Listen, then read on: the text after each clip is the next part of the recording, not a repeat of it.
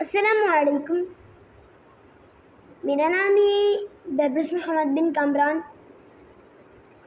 رب کریم نے یہ جو دعا ہمیں سکھائی ہے وَجَعَلْنَا لِلْمُتَّقِينَ إِمَامًا، یعنی مجھے متقین کا امام بنا۔ یہ تو بہت ہی آگے کی بات ہے، ہمیں بنا، ہم سب کو۔ ابھی تو معاشرہ یعنی اس دعا کے اندر جو مستقبل دکھایا ہے، ذرا اس کو دیکھتے ہیں۔ ایک وقت ایسا آئے گا کہ پورا معاشرہ اللہ سے ڈرنے والوں پر مشتمل ہوگا، ان کی فکر آخرت بہت زیادہ ہوگی، اور معاشرہ متقین پر ہوگا، اور وہ معاشرہ اس معاشرے کی امامت کی جو صلاحیت ہے، حکمت ہے، شعور ہے اور تقویٰ ہے۔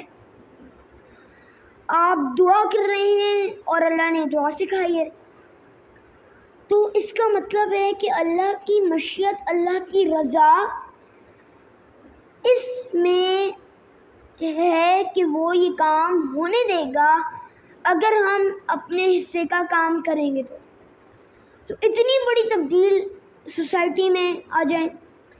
ابھی تو اس وقت ہو یہ رہا ہے کہ اگر کوئی اچھا لیڈر آیا ہے تو متقین کا امام نہیں بنا ہے، وہ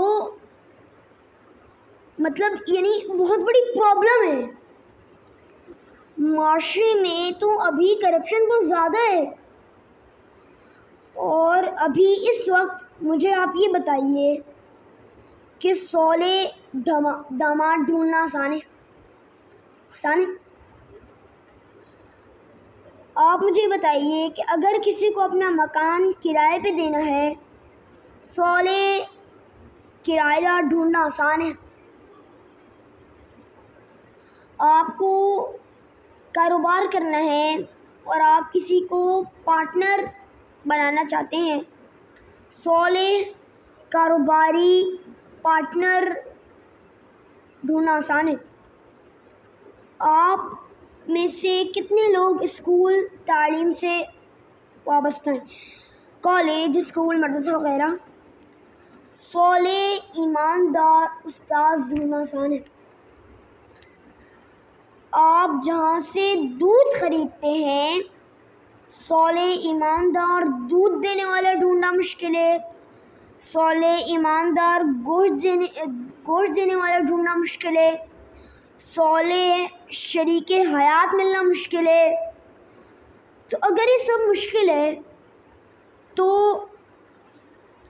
اب اگر ہم صالح حاکم کا انتظار کریں کہ جب وہ آئے گا تو سب ٹھیک ہو جائے گا، پسند نہیں ہے کہ جو تبدیلی اوپر سے نیچے آتی ہے وہ بھی بہت اہم ہے۔ ایک بات اور سمجھ لیں کہ کچھ تبدیلی ہوتی ہے جو نیچے سے اوپر آتی ہے، اور اللہ تعالیٰ جب ہمارے لیے یہ والا رحم فرمائے گا